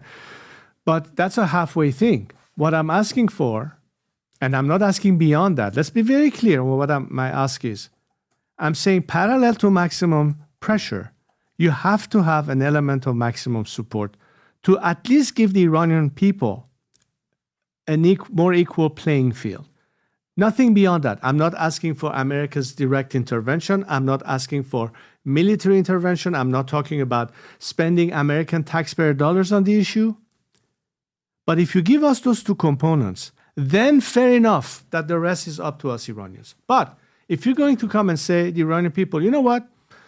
If we can guarantee that the regime is not going to do anything beyond the nuclear threat, that's good enough for us. The rest we don't care. That basically means, you know what? The regime can stay there, continue massacring its own people. We don't care. That's fine with us. We can live with that. Is that the message that America wants to send the Iranian people? And that's something for both camps to consider. Yeah. I mean, that's part of the equation. You know what would be here. interesting? Here's what would be interesting.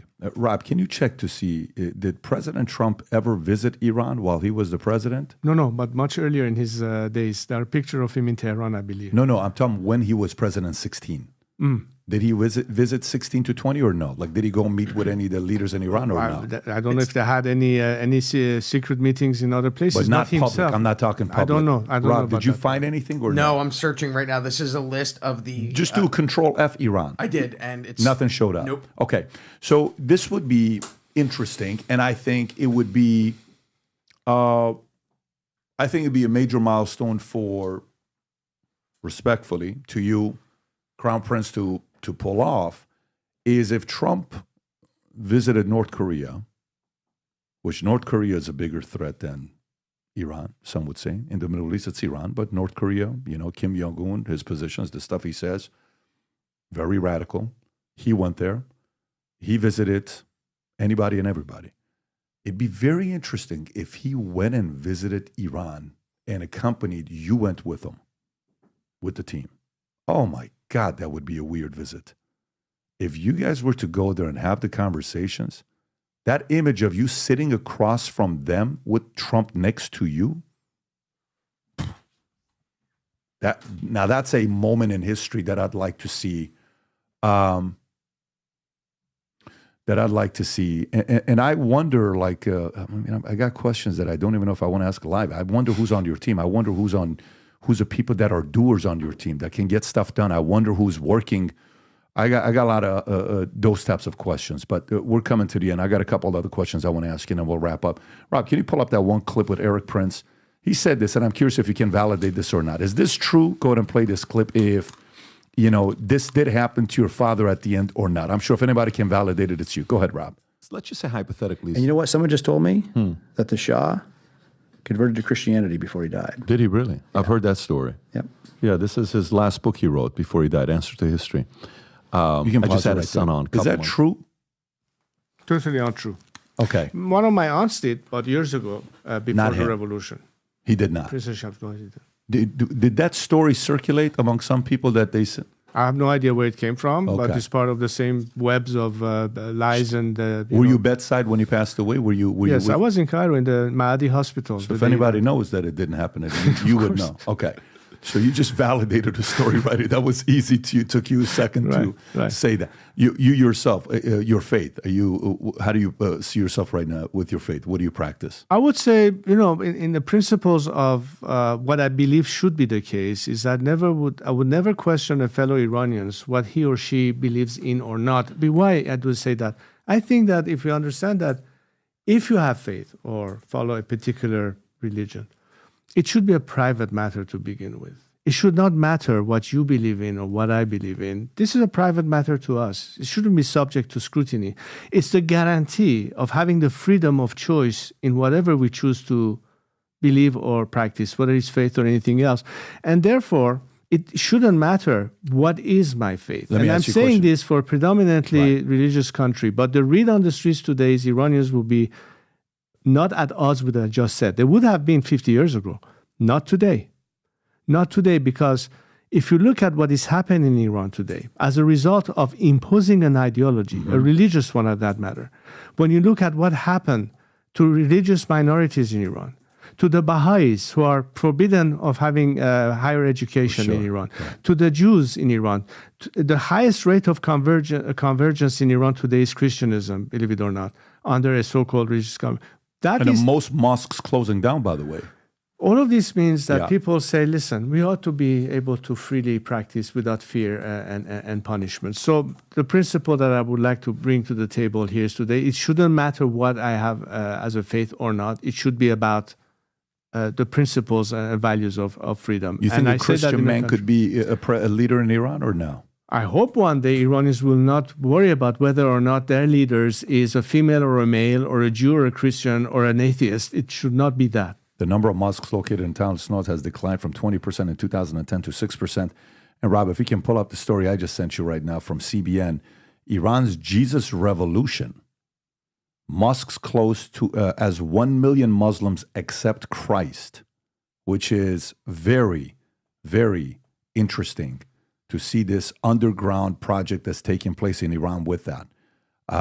It's great to see. Last question. Again, this is selfish for me, not for anybody else. But hold on. You offered an image. Let me tell you right now. Go for it. Look, I can only, whatever I end up doing, I'm basing everything that I have only and solely on my fellow Iranians and their resources. Nothing foreign, governmental or otherwise. The image of me coming along with a foreign leader simply means that I'm a puppet of that government or country. I don't want President Trump to come and say, I endorse Reza Pahlavi. I need President Trump and say, I will stand with the Iranian people and on their side and help them succeed. He's already said that. Okay, but that's halfway. As I said, the components of maximum support is missing. If that is added, fair enough, Mr. President. We're not asking you to go beyond that. The rest is on us. But at least you've given us a real chance for succeeding. I think he's done that. Well, let's see. That's the question. No, I think he's done. He's already done that. Maximum pressure, yes. Maximum support was not really existent. We need to build that into the equation. Maximum support. More direct support for the Iranian people. Give them the money. A chance.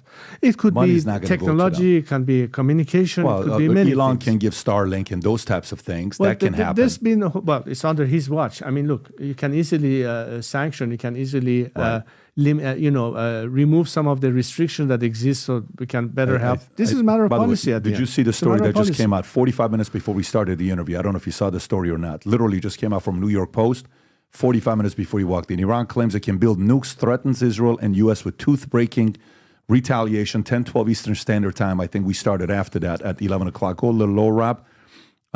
So Iran claimed it could build a nuclear weapon as supreme leader on Saturday, threatened the U.S. and Israel with tooth-breaking response to Israel's strike on Iranian military legend. Ayatollah Khamenei spoke with students ahead of the anniversary of the 1979 seizure of the U.S. Embassy in Tehran. The enemies, whether the Zionist regime or the United States of America, will definitely receive a tooth-breaking response to what they are doing to Iran and the Iranian nation and to the resistance front.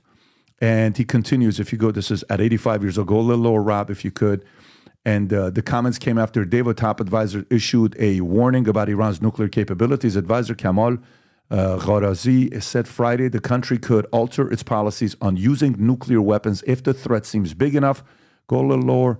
If an existential threat arises, Iran will modify its nuclear doctrine. We have the capability to build weapons and have no issue in this regard, he said. Your thoughts on this? Yeah, this was yesterday, and he basically said we're only limited by a fatwa that has forbidden us to go towards that direction. In other words, we can change that any time. But in that context, let's remember one thing. How fragile and vulnerable this regime is.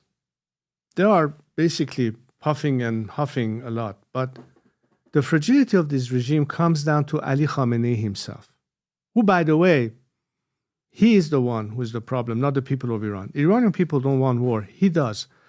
But imagine a tent, and he is the pylon or the, whatever you call it, that keeps the tent up. The minute is gone or is weakened, it will collapse. There are too many fractions within the regime fighting over power and inheritance. This is going to become even more relevant. You cannot depend, until now it's been Ali Khamenei having the final word and controlling every aspect of Iran's structure, whether it's the intelligence, whether it's the military, whether it's the Sepah, whether it is all the instruments under his watch. I don't think that his successors, including his son, will be able to maintain that apparatus of state any longer. Which goes back to your question: how did they survive for 45 years? Because this has been, and unlike the Soviet Union, who, by the way, had several different leaders, from Leonid Brezhnev all the way to the last one being, of course, Mikhail Gorbachev, before Yeltsin finally came in. Iran has had only one leader since Khomeini, and that was Ali Khamenei. So you're talking about an absolute religious dictatorship under the control of one ultimate man at the top of the pyramid. That will collapse eventually. So these are opportunities that will present itself to the Iranian people. They will also understand what I was arguing earlier, that this regime will continue. Now, regardless of what kind of a nuclear deal you may have with them, it will continue fomenting regional conflict. It will continue taking hostages. It will continue supporting, all sorts of other methods. That's not going to disappear. The hate towards U.S. is not good. The hate towards U.S. and Israel is not going away. And that's the part that I think you need to understand, that even if you say, you know what, we don't need to get involved in the Middle East anymore, well, they won't leave you alone. They will, in fact, force you. And the chances that you'll be forced back into the equation, this time dealing with a much higher state of conflict, will come down in the long term. So I am with you on this, Patrick, that this is now a moment that we need to be able to utilize. I think the Iranian people are ready more than ever. I hope that our counterpart, as far as one foreign key government is concerned, America, is also ready, only in the sense that that paradigm that has shifted in Iran proper needs to also shift in Washington in terms of foreign policy. Are we still talking about appeasement or dealing with the regime or trying to ask for a behavior change? Or are we this time saying, we have their backs to the wall, let's throw the knockout punch? Not by America doing it for us, but by helping the Iranians have the best chance to succeed.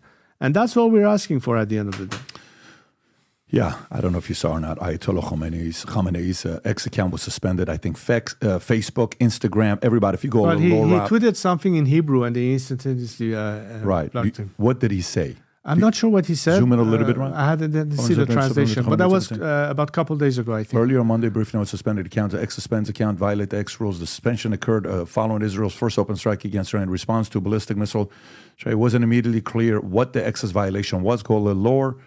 Elon Musk, social media, Khamenei's speech on Sunday, Israel strikes in response to ballistic missiles, which saw 200 missiles, should not be exaggerated nor downplayed, will stop in a column of retaliation. The newly suspended X account, which was created on Sunday, began with a message in Hebrew that read, "In the name of God, the most merciful," a standard Islamic greeting. The second post referred to Khamenei's speech and was sent to English account as Zionists are making a miscalculation with respect to Iran. They don't know Iran.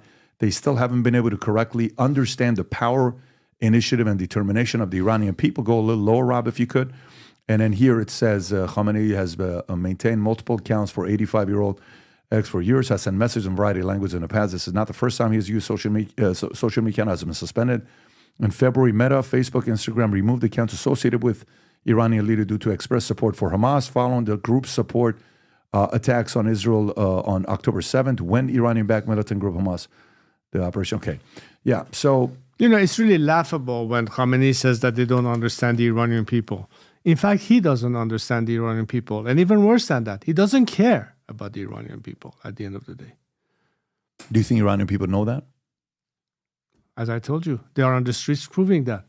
They say death to the dictator. They are willing to risk life and limb just to make the point that we are tired and fed up of this regime. How long will the world continue letting these animals continue to threaten not just Iranians, but everybody in the region and beyond? Yeah, there was 2 clips of females. Rob, if you can bring one, just bring up both of them if you don't mind. I will show the first one, and if you can moderate this. One of them was a young girl who, a soldier, a private. Go to the other one first, Rob. I stored these 2 things today. Right, on my that's Instagram, exactly. You shared with me earlier. This is shown by Manoto official. If you can play this clip, and if you can moderate what's going on here. Go ahead. Well, this was a muted clip, so we only have this is CT cameras in Tehran. So this guy's trying to come and intimidate and at the same time said something to her, and now she's responding in plain view. I mean, this is a woman unveiled. In Iran? In Iran. What city? In Tehran, Do you know I the think Tehran? it was. Reacting to I think it was Tehran. I'm not 100% sure. Wow. That was pretty... I mean, that shows that, in plain view, they wouldn't have done that 5 years ago. Well, listen, I mean, Dana White may reach out to her and But have her what's going to even more UFC. shocking is like the next one, which is very telling. Go to the next one, Rob. So this is in a university in Iran. And these are girls filming it from the window. The campus security, she probably was not wearing a hijab. Not only did she not put back her hijab, she took her clothes off in plain view. Look at her. What's her attack by mobilized forces or university guards? They keep harassing people into. These 2 this women. This is pure example of defiance, is what you're talking about. I mean, to the point that she knew she was going to get arrested. She did get arrested. On my way here, I was watching this, Patrick.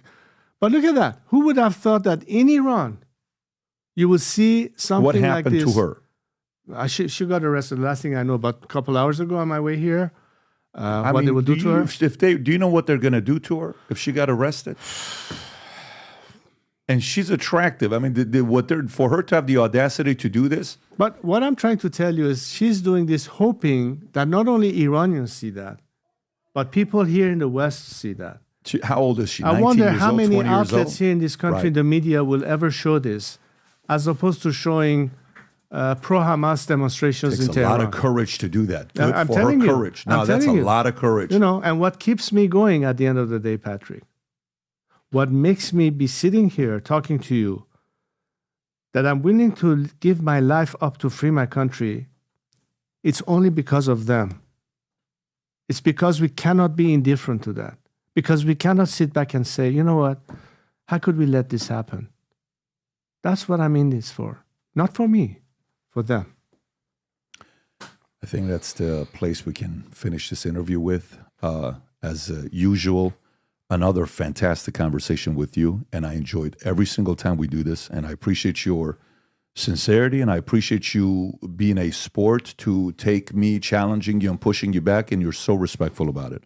That's very admirable, and I think in moments of tension, that shows the examples of if you ever put in a position like that, you're going to be able to handle the criticism and all the challenges that comes with it. And I applaud you. Well, you know what, Patrick, it. I always encourage criticism because I think if everybody had the same mind, it would be so stale at the end of the day. Even water, if it remains stale, it will ultimately become but it's not. It's not something people like. It's not something people that like. And you're a gamer. Well, you won't have that problem with me. No, I respect it. I enjoyed that. Tremendous respect for you. Thanks again. Thank you, Patrick. Take care, everybody. Bye-bye, bye-bye. If you were interested in this topic with Crown Prince Reza Pahlavi, odds are you're Middle Eastern, maybe you're Iranian, Armenian, Persian, maybe you're living in the Middle East, or maybe you're an American that wants peace in the Middle East. The last 13 years, I wrote this book called The Academy. It's a very interesting thing. I talk about his father. I talk about moments why the revolution took place with this character named Asher, who is half Assyrian, half Armenian, and he gets recruited to the secret society. And the villain in the book is the former deputy director of Savak, who is in the book breaking down why the fall of Iran took place, what mistakes that were made. And very interesting what happened when I wrote this book. I never wanted to publish this book until I finished building my insurance company. I published a couple months ago. Something very strange happened when I was at the tail end of finishing this book. I get a call from somebody saying the former deputy director of Savak wants to have a call with you. I said, the former who? Deputy director of Savak. They don't know the villain is in this book. That person had read the book. I have a Zoom with the deputy director of Savak. He reads the book, calls me back immediately. I need to have another part 2 with you. Did you write this book about me? Am I the villain in the book? I need to come and meet with you face to face. He comes to my house. My dad meets him. My wife meets him. We have an 8-9 hour meeting together at the house because of what perspective he had that caused Iran to fall. Some of that is documented in this book. Again, this is a fiction book based on true stories. If the topic of Iran, the revolution, leadership interests you, I think you would really enjoy reading this book, The Academy. You can go to Amazon or a QR code here to order the book. I look forward to having you read it and posting a review on Amazon because I read every single one of them. Enjoy the read.